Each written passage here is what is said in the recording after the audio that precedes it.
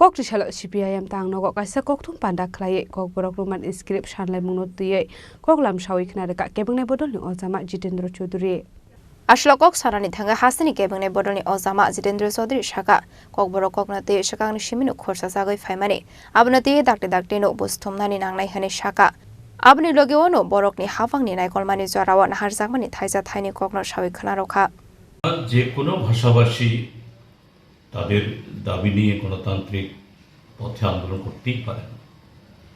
আর ত্রিপুরাজ্যে ককবরক ভাষার লিপি নিয়ে এই আন্দোলন বা বিতর্ক বহুদিনের, এটার একটা সমাধান হওয়া দরকার।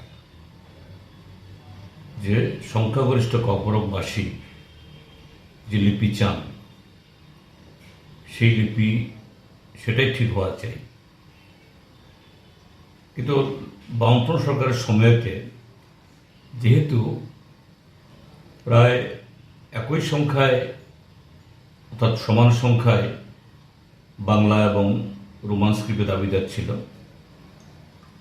বামফ্রন্ট সরকার তড়িঘড়ি এরকম একটা আবেগপূর্ণ বিষয়ে, সংবেদনশীল বিষয়ে একতরফা সিদ্ধান্ত নেয়নি। কিন্তু রোমানপন্থী এবং বাংলা হরফপন্থী উভয় অংশকে সম্মান দিয়ে এই ছাত্রছাত্রীরাও যারা পরীক্ষাপত্র উত্তরপত্র লিখেছেন তাদের পছন্দ অনুসারে তারা লিখেছেন। সেরকমভাবেই যে প্রশ্নাবলী এগুলি সরবরাহ করা হতো। ত্রিপুরা ইউনিভার্সিটিতে তারা প্রথম থেকেই রোমান স্ক্রিপ্টে প্রশ্নপত্র বা এই প্রশিক্ষণ, টিচিং, উত্তর সবটাই করে এবং এইভাবেই চলছিল। হ্যাঁ, তারপরও একটা সিদ্ধান্তে উপনীত হওয়া দরকার। তখন বামফ্রন্ট সরকার স্বনামধন্য ভাষাবিদ, সাহিত্যিক, গবেষক, এই যে কি নাম জানি, একজন কলকাতা ইউনিভার্সিটির প্রখ্যাত একজন ব্যক্তিত্বকে দিয়ে একটা ভাষা কমিশন করে এবং তারা এই যে রাজ্যের জনগণের মধ্যে, ককবরকবাসী জনগণের মধ্যে একটা দ্বিমত, যে মূলত নতুন প্রজন্ম তারা এই রোমান স্ক্রিপ্ট চায়, পুরনো বা মধ্যবয়সী তাদের একটা ভালো অংশ তারা বাংলা স্ক্রিপ্টে চান। তারা একতরফা কোনো সিদ্ধান্ত দেননি। তারা বলেছেন যে একটা সময়তে ককবরক ভাষীরাই তারা ঠিক করুক তাদের স্ক্রিপ্ট কী হবে। তো সেই স্ট্যাটাস কিউ, অর্থাৎ রোমান এবং বাংলা ওই হরফে লেখার যে এই প্রচলন ছিল, এটাকে সরকার চালু রাখে। এখন 2018-তে বিজেপি সরকার আসার পর প্রতিনিয়ত এটা নিয়ে দ্বন্দ্ব হচ্ছে। সরকার বিধানসভা বা তার বাইরে বলছেন স্ট্যাটাস কি, অর্থাৎ আগে যেরকম চলছিল এভাবেই চলছে। কিন্তু দেখা গেল বিগত 2-3 বছর ধরে সেখানে Tripura board of secondary education তারা এক ধরনের ফরমান জারি করছেন, আর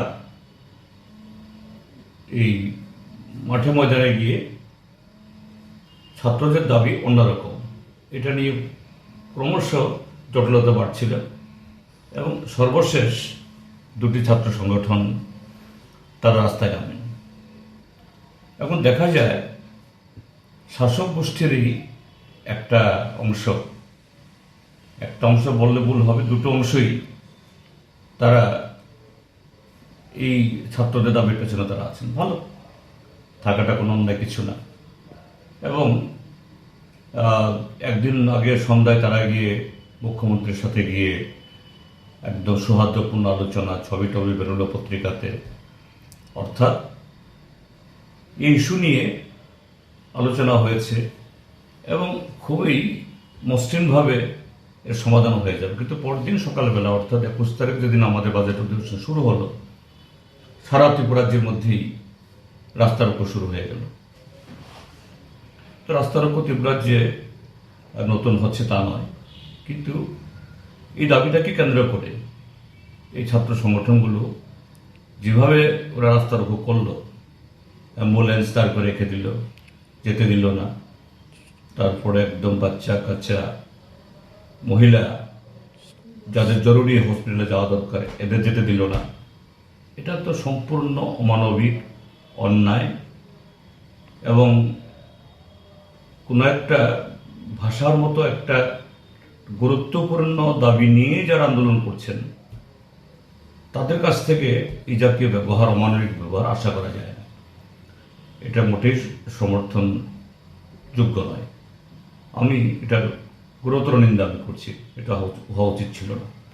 1, 2 হল যে